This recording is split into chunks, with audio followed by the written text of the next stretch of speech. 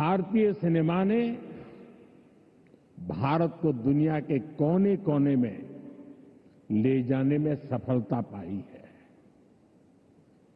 रूस में राज कपूर जी की लोकप्रियता, कान में सत्यजीत रे की पॉपुलैरिटी और ऑस्कर में RRR की सक्सेस में यही दिखता है।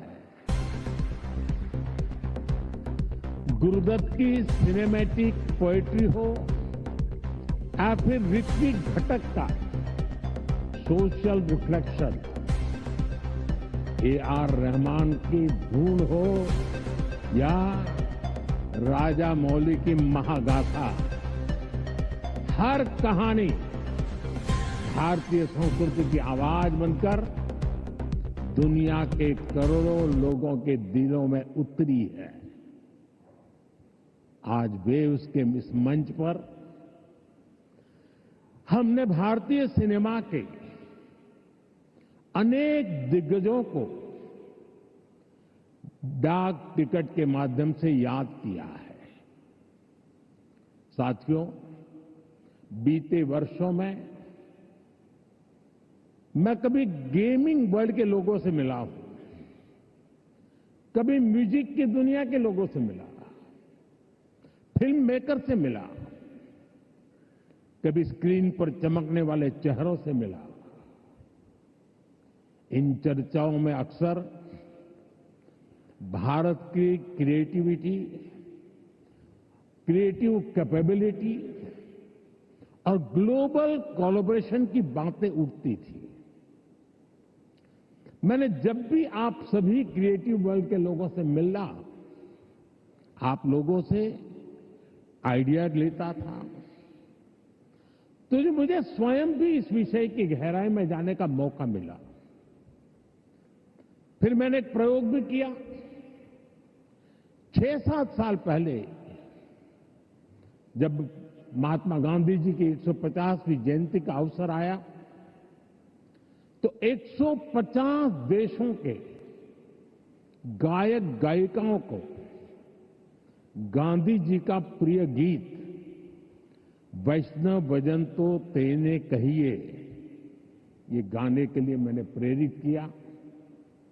नरसिंह मेहता जी द्वारा रचित ये गीत 500-600 साल पुराना है, लेकिन गांधी 150 के समय दुनिया भर के आर्टिस्ट ने इसे गाया और इसका एक बहुत बड़ा इम्पैक्ट हुआ। दुनिया एक साथ आई। यहां भी कई लोग बैठे जिन्होंने गांधी 150 के समय 2-2, 3-3 मिनट के अपने वीडियोस बनाए थे, गांधी जी के विचारों को आगे बढ़ाया था। भारत और दुनिया भर के क्रिएटिव वर्ल्ड की ताकत मिलकर क्या कमाल कर सकती है, इसकी एक झलक हम तब देख चुके हैं। आज उसी समय की कल्पना हकीकत बनकर वेव्स के रूप में जमीन पर उतरी है। साथियों, जैसे नया सूरज उगते ही आकाश को रंग देता है, वैसे ही ये समिट अपने पहले पल से ही चमकने लगी है। Right from the first moment the summit is roaring with purpose. पहले एडिशन में ही वेव्स ने दुनिया का ध्यान अपनी तरफ खींच लिया है। हमारे एडवाइजरी बोर्ड से जुड़े सभी साथियों ने जो मेहनत की है, वो आज यहां नजर आ रही है। आपने बीते दिनों में बड़े पैमाने पर क्रिएटर चैलेंज, क्रिएटोस्फीयर का अभियान चलाया। दुनिया के करीब 60 देशों से 1 लाख क्रिएटिव लोगों ने इसमें पार्टिसिपेट किया और 32 चैलेंजेस में 800 फाइनलिस्ट चुने गए हैं। मैं सभी फाइनलिस्ट को अनेक अनेक शुभकामनाएं देता हूं। आपको मौका मिला है दुनिया में छा जाने का, कुछ कर दिखाने का। साथियों, मुझे बताया गया है कि यहां आपने भारत पैवेलियन में बहुत कुछ नया रचा है, नया गढ़ा है। मैं इसे देखने के लिए भी बहुत उत्सुक हूं। मैं जरूर जाऊंगा। वेव्स बाजार का इनिशिएटिव भी बहुत इंटरेस्टिंग है। इसे नए क्रिएटर्स एनकरेज होंगे, वो नए बाजार से जुड़ पाएंगे। आर्ट की फील्ड में बायर्स और सेलर्स को कनेक्ट करने का ये आइडिया वाकई बहुत अच्छा है। साथियों, हम देखते हैं कि छोटे बच्चे के जीवन की शुरुआत जब बालक पैदा होता है तब से मां से उसका संबंध भी लोरी से शुरू होता है। मां से ही वो पहला स्वर सुनता है। उसको पहला स्वर संगीत से समझ आता है। एक मां जो एक बच्चे के सपने को बुनती है, वैसे ही क्रिएटिव वर्ल्ड के लोग एक युग के सपनों को पिरोते हैं। वेव्स का मकसद ऐसे ही लोगों को एक साथ लाने का है। साथियों, लाल किले से मैंने सबका प्रयास की बात कही है। आज मेरा ये विश्वास और पक्का हो गया है कि आप सभी का प्रयास आने वाले वर्षों में वेव्स को नई ऊंचाई देगा। मेरा इंडस्ट्री के साथियों से यह आग्रह बना रहेगा कि जैसे आपने पहली समिट की हैंड होल्डिंग की है, वो आगे भी जारी रखें। अभी तो वेव्स में कई तरह की खूबसूरत लहरें आनी बाकी है।